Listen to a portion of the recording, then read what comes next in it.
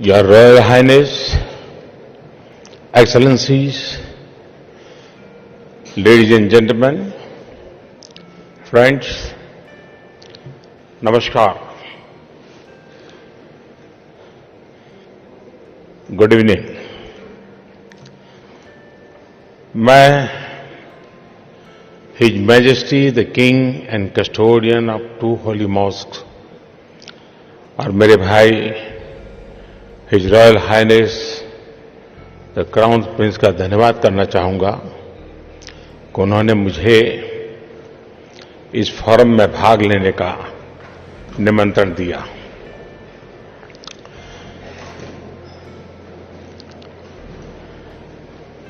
Saudi Arabia और यहां स्थित पवित्र मॉस्क दुनिया के करोड़ों लोगों की आस्था का केंद्र है।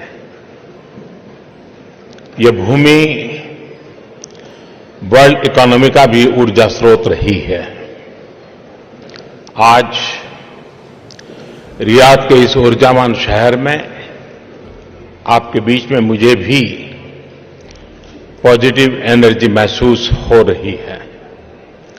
Friends, future investment initiative forum के विषय से ये स्पष्ट करते हैं, इस फोरम का उद्देश्य सिर्फ यहां के अर्थतंत्र की ही चर्चा करना नहीं है,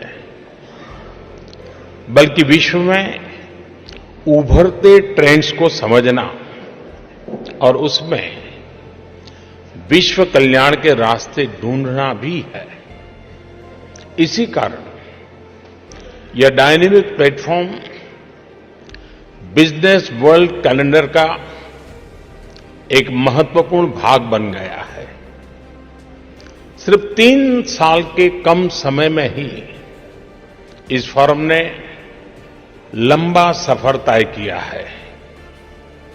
मेरे मित्र और भाई क्राउन प्रिंस इस सफलता के लिए बहुत बहुत बधाई के पात्र हैं।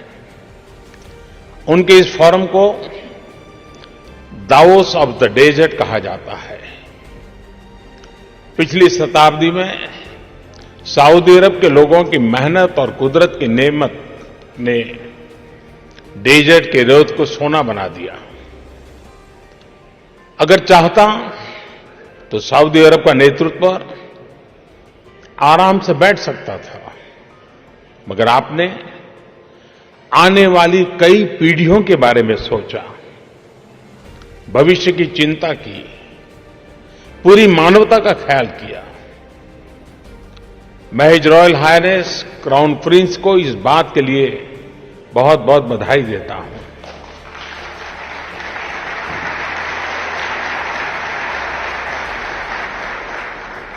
उन्होंने इस फोरम का नाम ही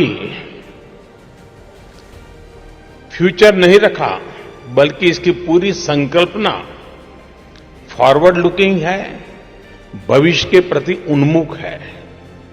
ऐसे में उनका भाई और पड़ोसी होने के नाते इस उम्दा इनिशिएटिव में दुनिया की सबसे तेज विकासमान बड़ी अर्थव्यवस्था का प्रतिनिधित्व करना मेरे लिए स्वाभाविक ही है। फ्रेंड्स, मैं आपके बीच भारत के लोगों की शुभेच्छाएं लेकर के आया हूं। हमारा सऊदी अरब से नाता हजारों वर्ष का रहा है। ऐसी दोस्ती रही है जैसे आप कहते हैं सदाकत कुम, कि एक दूसरे के वहां हमें अपनापन लगता है। हमारे ऐतिहासिक संबंधों और संपर्कों ने हमारी स्ट्रैटेजिक पार्टनरशिप को मजबूत बुनियाद भी रखी है। और आज हमने क्राउन प्रिंस के साथ बातचीत में स्ट्रैटेजिक पार्टनरशिप काउंसिल की स्थापना करके अपने संबंधों को नई ऊंचाई प्रदान की है। हिज मैजेस्टी द किंग और his royal highness crown prince के मार्गदर्शन में हम संबंधों में अप्रत्याशित प्रगति और अपनापन ला पाए हैं। मैं उनके प्रयासों के लिए, भारत के प्रति उनके अपनत्व के लिए उनका आभार व्यक्त करता हूं। साथियों, फ्यूचर इन्वेस्टमेंट इनिशिएटिव में आज मुझे what is next for global businesses और उसमें भारत उभरते अवसरों और संभावनाओं हमारी अपेक्षाओं और लक्ष्यों पर अपनी बात रखने का अवसर मिला है। भारत ने अगले 5 साल में अपनी इकोनॉमी को दोगुनी करके $5 ट्रिलियन तक पहुंचने का लक्ष्य रखा है।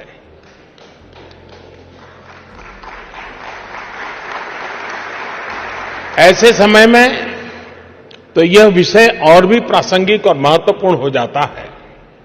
साथियों, आज जब भारत में हम विकास को गति देना चाहते हैं तो हमें उभरते हुए ट्रेंड्स को अच्छी तरह समझना होगा और इसलिए आज मैं आपसे ग्लोबल बिजनेसेस को प्रभावित करने वाले 5 बड़े ट्रेंड्स के बारे में बात करना चाहूंगा।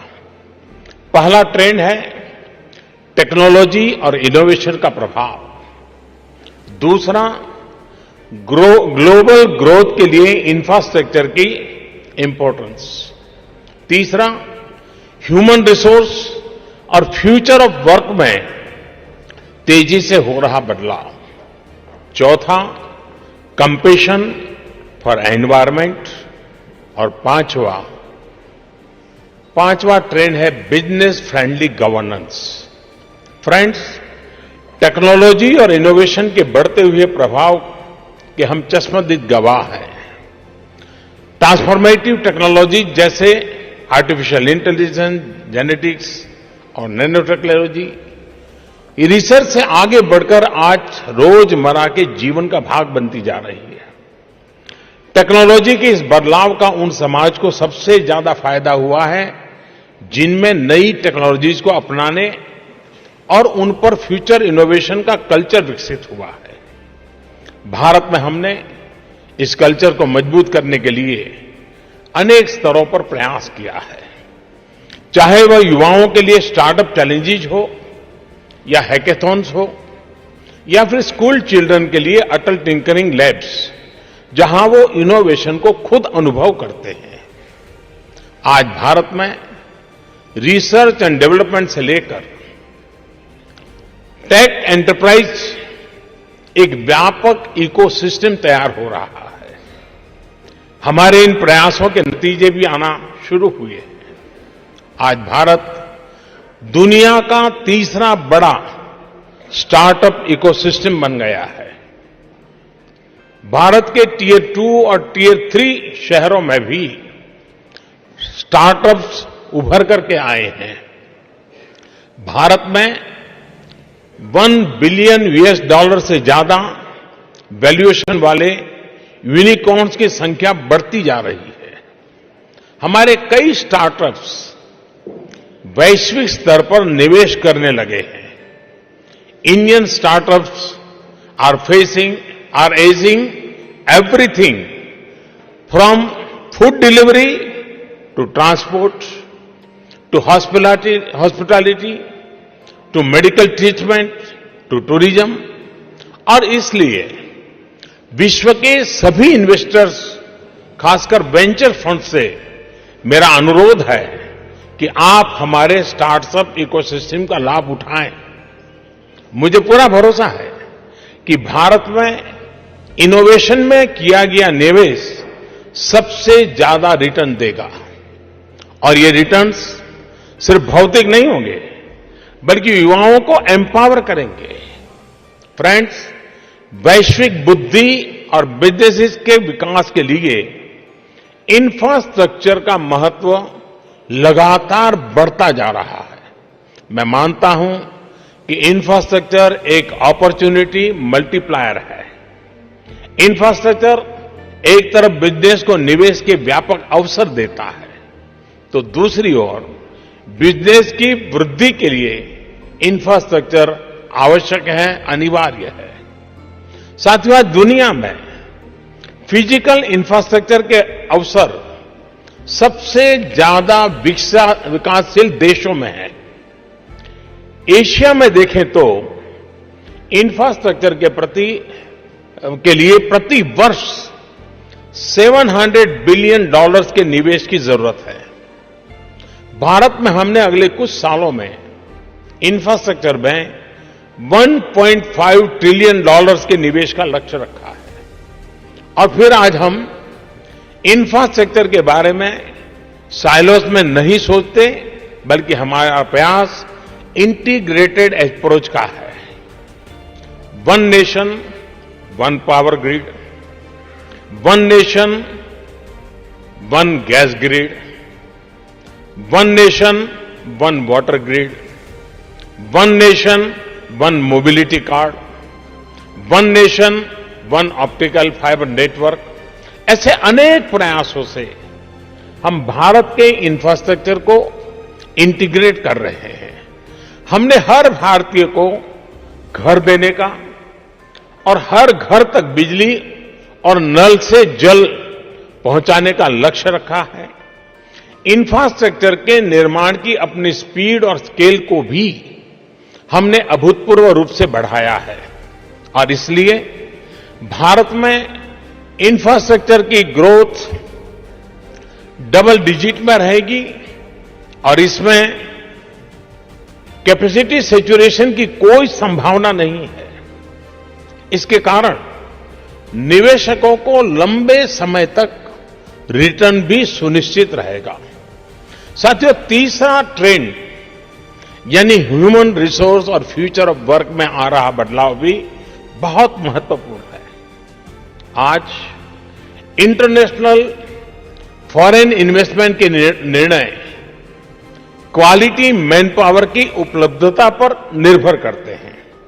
साथ ही स्किल मैन पावर किसी भी कंपनी के वैल्यूएशन का मानदंड बन जाता है। ऐसे में तेजी से लोगों को स्किल्ड करना हमारे सामने एक चुनौती है। जिस तरह नेचर ऑफ वर्क में बदलाव आ रहा है, उससे आने वाले सालों में हमें लोगों को कई बार रीस्किल करना पड़ेगा। लर्न, अनलर्न एंड रीलर्न के साइकिल जरूरी बन जाएंगे। फ्रेंड्स, भारत के स्किल्ड ह्यूमन रिसोर्सेज को दुनिया भर में आदर और प्रतिष्ठा मिले हैं। भारतीय टैलेंट ने यहां सऊदी अरेबिया में अनुशासित, कानून का पालन करने वाले, परिश्रमी और कुशल कार्यबल के रूप में अपनी अनूठी पहचान बनाई है। भारत में स्किल का विकास करने के लिए हमने एक कॉम्प्रिहेंसिव विजन तैयार किया है और उस पर लगातार काम कर रहे हैं। स्किल इंडिया इनिशिएटिव के माध्यम से हम अगले 3-4 वर्षों में 400 मिलियन लोगों को विभिन्न स्किल्स में ट्रेन करेंगे। भारत में निवेश करने वाली कंपनीज को इससे एश्योर्ड स्किल मैन पावर मिलेगा। साथियों, स्किल मैन पावर का आवागमन आसान बनाने से पूरे विश्व की अर्थव्यवस्था में वृद्धि होगी।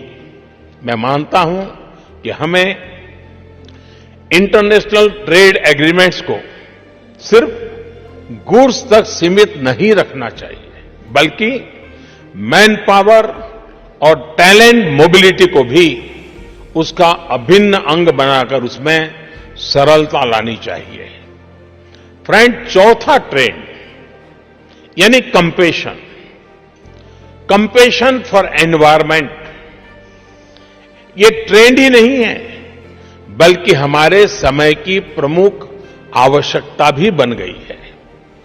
क्लाइमेट चेंज का प्रभाव और क्लीन ऊर्जा का महत्व इतने व्यापक है कि उन्हें नजरअंदाज नहीं किया जा सकता। आने वाले सालों में हमारा एनर्जी कंजम्पशन का पैटर्न और बदलेगा। कोल से ऑयल और ऑयल से गैस और फिर रिन्यूएबल्स की तरफ झुकाव बढ़ता जाएगा। ऊर्जा की खपत और ऊर्जा की बचत दोनों ही महत्वपूर्ण होंगे और स्टोरेज भी, एनवायरमेंट डिग्रेडेशन की चुनौतियां भी बढ़ती जाएगी। इसी को समझते हुए भारत में हम गैस और ऑयल के इंफ्रास्ट्रक्चर में बड़ी मात्रा में निवेश बढ़ा रहे हैं। वर्ष 2024 तक हमारा रिफाइनिंग, पाइपलाइंस और गैस टर्मिनल्स में $100 बिलियन तक के निवेश का लक्ष्य है। मुझे खुशी है कि सऊदी अरामको भारत में वेस्ट कोस्ट रिफाइनरी प्रोजेक्ट जो एशिया की सबसे बड़ी रिफाइनरी होगी उसमें निवेश करने का निर्णय लिया है।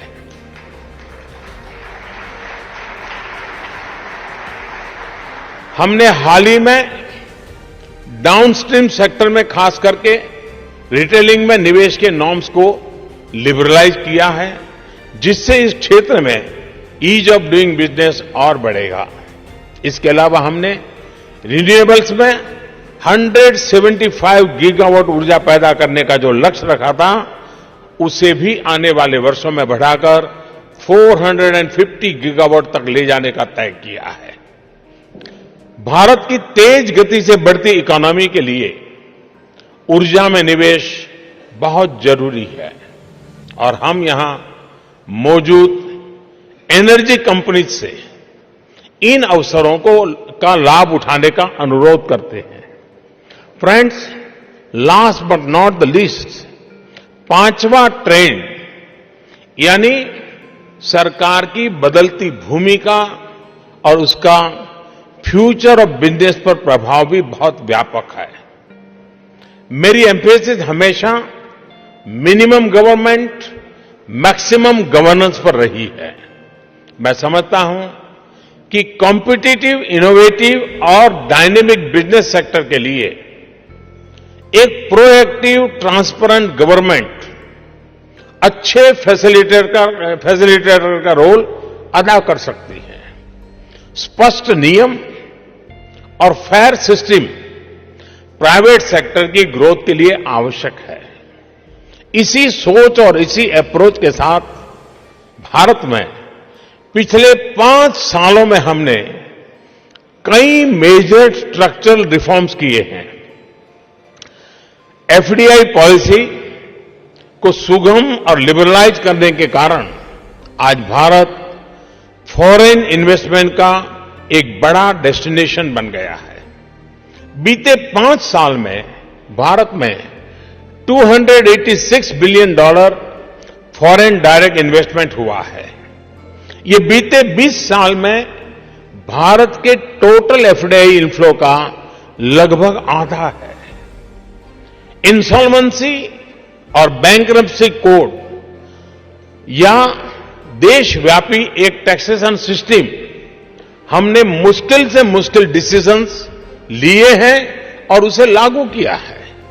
आज भारत का टैक्स स्ट्रक्चर और आईपीआर रेजिम विश्व के सबसे अच्छे बिजनेस रेजिम के साथ कंपेरेबल है। ऐसे ही सुधार के कारण हर ग्लोबल रैंकिंग में भारत निरंतर बेहतर प्रदर्शन करता जा रहा है।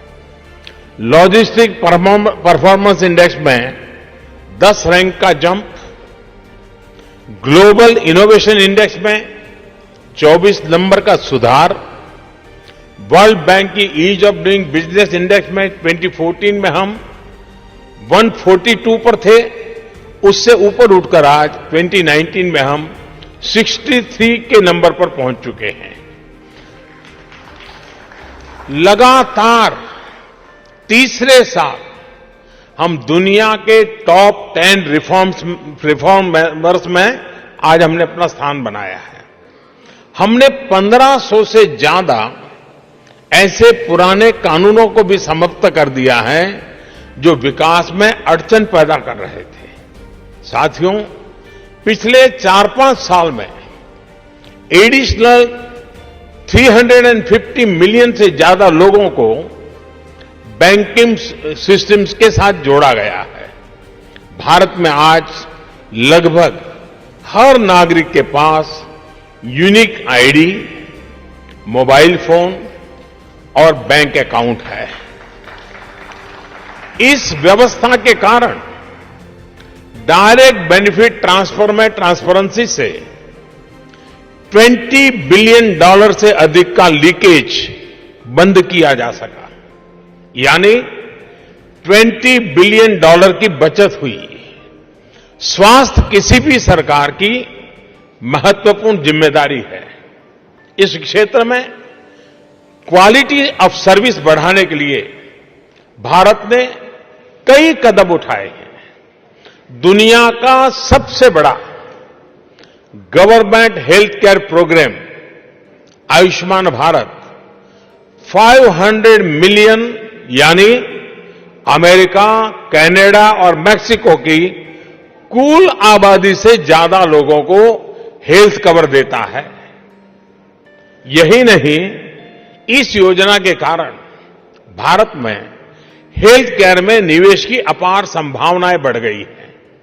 आज भारत सबसे बड़ा हेल्थ केयर कंज्यूमर और क्वालिटी हेल्थ केयर प्रोवाइडर भी है। स्वास्थ्य सेवा में टेक्नोलॉजी के उपयोग ने क्रांति ला दी है। इससे न सिर्फ इकोनॉमी के अवसर पैदा हुए हैं, बल्कि करोड़ों लोगों की प्रोडक्टिविटी भी बढ़ी है। साथियों, आज इस मंच से मैं आपको विश्वास दिलाना चाहता हूं कि भारत में प्रगति की यह रफ्तार और तेज होगी। हम देश के विकास से जुड़ा हर फैसला ले रहे हैं। न हमारी नीतियों में भ्रम है और न ही हमारे लक्ष्य में संदेह है। हमारे $5 ट्रिलियन इकोनॉमी के लक्ष्य का रोड मैप तैयार है। यह लक्ष्य सिर्फ क्वांटिटेटिव ग्रोथ का ही नहीं है, पर हर भारतीय की क्वालिटी ऑफ लाइफ बेहतर करने का भी है।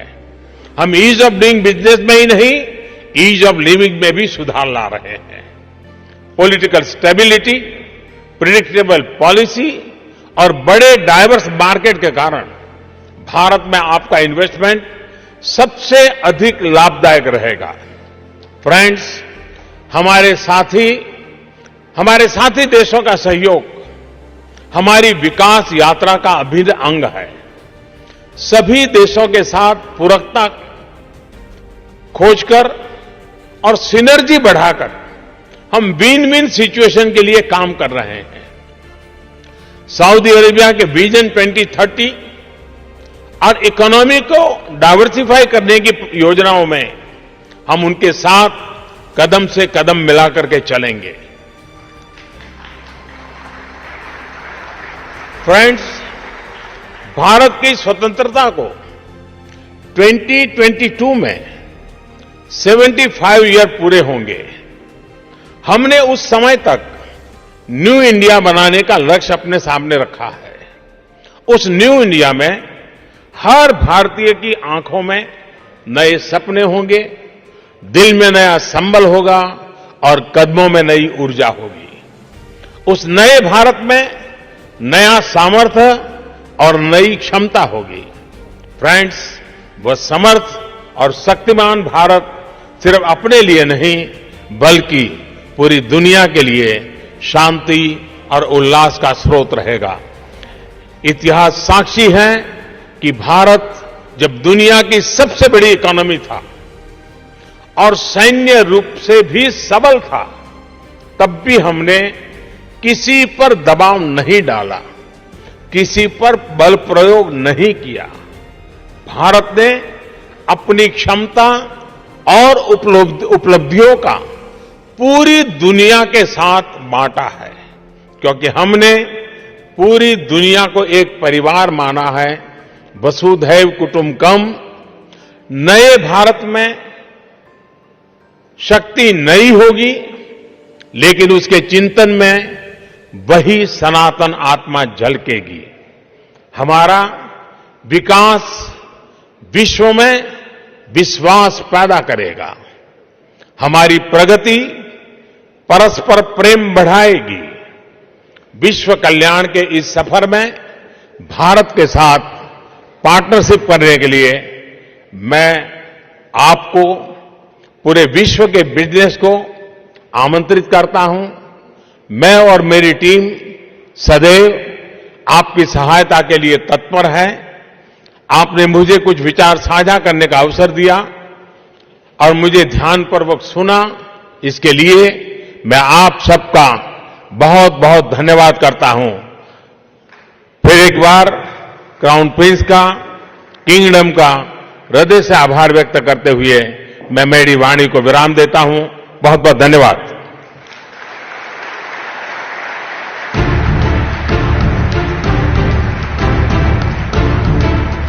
मिलेट टाइम्स की वीडियोस देखने के लिए यहाँ क्लिक करके सब्सक्राइब करें और हाँ, बेल आइकन जरूर दबाएं। अगर फेसबुक पर देख रहे हैं तो पेज लाइक करें। ताज़ा तरीन खबरों और मज़ामीन के लिए विजिट करें हमारी वेबसाइट www.millettimes.com। हमारी ये वेबसाइट उर्दू, हिंदी, इंग्लिश तीनों लैंग्वेज में मौजूद है।